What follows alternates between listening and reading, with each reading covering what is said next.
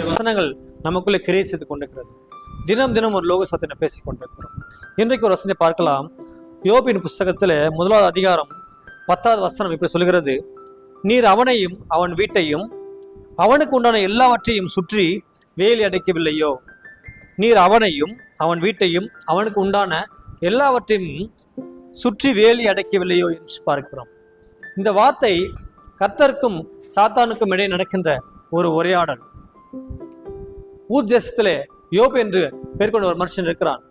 அவன் மிகப்பெரிய பணக்காரனாக இருக்கிறான். அவன் ஆண்டுக்கு பயப்படுவனாக இருக்கிறான். உத்தமனும் சன்மார்க்கனும் தேவனுக்கு பயந்து பொல்லாப்புக்கு விலகிற ஒரு மனுஷனாக இருக்கிறான். அவன் 10 குமாரர்கள் குமாரத்தில் இருக்கிறார்கள். அவனிடத்திலே பாருங்கள், 7000 ஆடுகளும் 3000 ஒட்டகளும் 500 கழுதைகளும் 500 ஏர்மாடுகளும் அவனுக்கு இருக்கிறது. மற்றும் திரளான பணியிடைக்காரர்கள் இருக்கிறார்கள். இவ்வளவு பெரிய பணக்காரன் இருக்கிறான். ஆனாலும் அவன் பிசாசானவன் பாருங்க, எப்ப பார்த்தாலும் யாரத்துல வந்து ஏதாவது பிரச்சனை பண்ணி கொண்டே இருப்பான். நமக்கு சோதனை கொடுத்து கொண்டே இருப்பான். அதுதான் அவனுடைய வேலை. ஆண்டவர் இடத்துல அவன் போய் நிறுவத்தில் நிற்கும்போது அங்கே நடக்கின்ற ஒரு காரியம். ஆண்டவர் சொல்றாரு, நீ எங்கே போய் வருகிறாய்? நான் பூமி எங்கு சுற்றி தெரிந்து வருகிறேன். அப்போது ஆண்டவர் சொல்றாரு, நீ என் தாசன் யோபி மேல் கண் வைத்தாயோ? அவன் எப்படி பார்த்தியா? அப்போதுதான் பிசாசு சொல்கிறான் இந்த வார்த்தையை. அவன் இப்படி ஏன் இருக்கிறான்? ஏன் இப்படி அவன் இருக்க வேண்டும்? இதற்கு காரணம் நீதானே ஆண்டவரே. நம்ம எல்லாம் சுகத்தோடு பலத்தோடு ஆரோக்கியத்தோடு நம்ம எந்த ஆபத்தும் வராதபடி பாதுகாத்து வருகிற நம்முடைய கர்த்தர். பிசாசன் எவ்வளவுதான் முட்டி மோதி உள்ளே வர ட்ரை பண்ணாலும் கூட, ஒரு மூச்சேதாலும் கூட அவன் முடியாம போது காரணம் என்ன தெரியுமா? கர்த்தர் நம்மை சுற்றிலும் வேலை எடுத்து வைத்திருக்கிறார். அன்றைக்கு அப்படிதான் யோபை சுற்றிலும் வேலை எடுத்து வைத்தார். அது மாத்திரமல்ல, அவனையும் அவன் வீட்டையும் அவனுக்கு உண்டான எல்லாவற்றையும் சுற்றி வேலி அடைத்தார். இன்றைக்கு கூட பாருங்க, நம்மை மாத்திரம் அல்ல, ஆண்டவர் நம்மை மாத்திரம் அல்ல, நம்மை சுற்றி இருக்கிற எல்லாவற்றையும், நம்முடைய வீட்டையும் சுற்றிலும் அவர் வேலி எடுத்து வைத்திருக்கிறார்.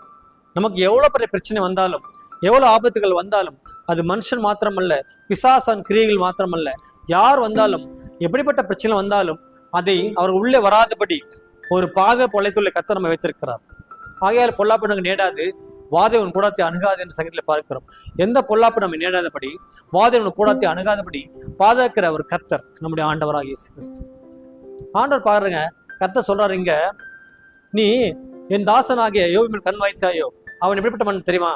அவன் உத்தமனும் சன்மார்க்கனும் தேவனுக்கு பயந்து பொல்லாக்கு விலகுகிற ஒரு மனுஷனா இருக்கிறான்.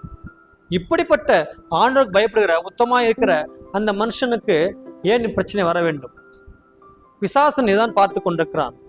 எப்படியாவது நம்ம பரிசுமா வாழும்போது, பரிசுமா நடக்கும்போது, ஆண்டவருக்குள்ளே நம்ம நடக்கும்போது, ஜீவத்தோடு இருக்கும்போது, ஆண்டவருக்குள்ளே நித்தியமாய் நம்ம வாழும்போது, நம்ம பரிசுமாய் காத்துக்கொள்ளும் போது, அப்படிப்பட்ட வாழ்க்கை நம்ம வாழும்போது பிசாசன் அதை பார்த்து கொண்டிருக்க மாட்டான்.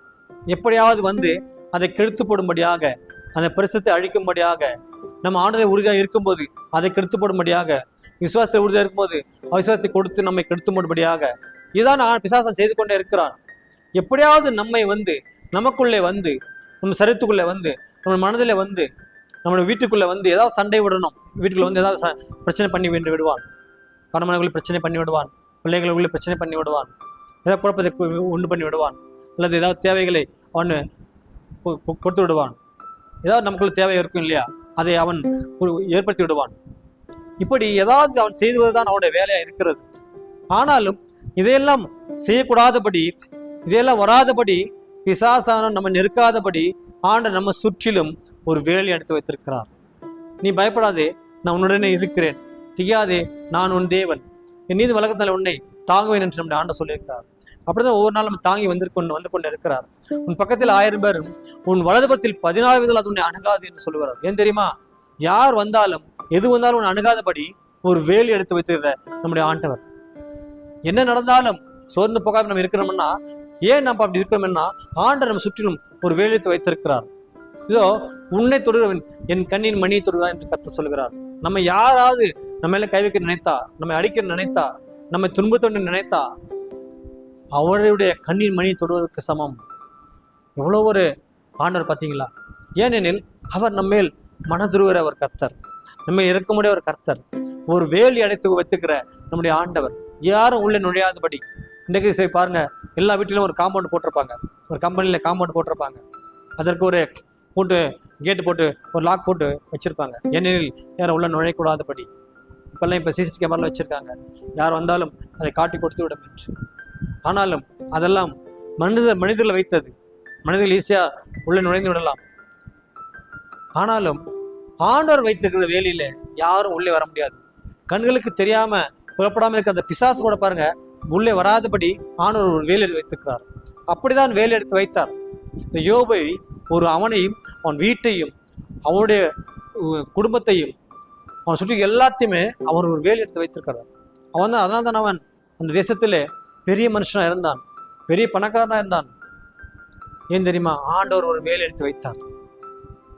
ஆண்டவர் சில நேரங்களில் பிசாசு பாருங்க அந்த இடத்துல கர்த்தருடைய சமத்தின் பேரில் அவன் மேல் கை வைத்தான்.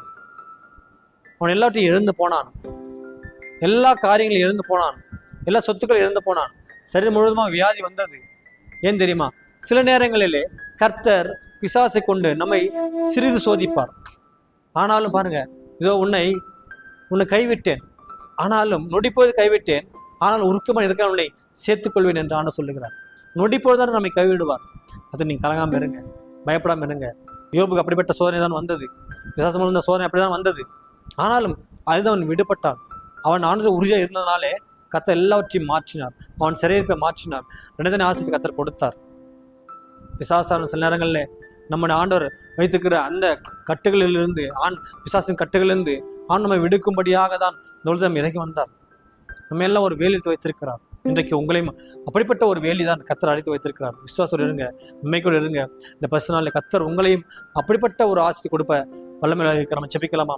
அன்பின் பரிசுத்தமான தகப்பனே, யோபுக்கு நீர் கொடுத்த அந்த வேலி போல எங்களுக்கும் நீர் கொடுத்துக்கிற கிருபைக்காக ஸ்தோத்திரம் தகப்பனே. நீர் அவனையும் அவன் வீட்டையும் அவனை சுற்றிலும் எல்லாவற்றையும் நீர் வேலி எடுத்து வைத்திருக்கிறது போல எங்களையும் அப்படி நீர் வைத்து கிருபைக்காக நன்றி அப்பா. இதை கேட்டுக்கொண்ட ஒவ்வொரு பிள்ளைகளையும் நீர் அப்படி வைத்து கிருபைக்காக நாங்கள் நன்றி செலுத்துகிறோம் தகப்பனே. ஆசிரியங்க பலப்படுத்தும் ஆண்டவர். இன்றைக்கும் அப்படிப்பட்ட ஒரு வேலி, அப்படி ஒரு பாதுகாப்பு வளையத்தை நிச்சயமா உங்களுக்கு கொடுத்துருக்கிறார். விசுவாசிங்க. கர்த்தர் தாமே உங்களை ஒவ்வொரு ஆசீர்வதிப்பாராக. ஆமென்.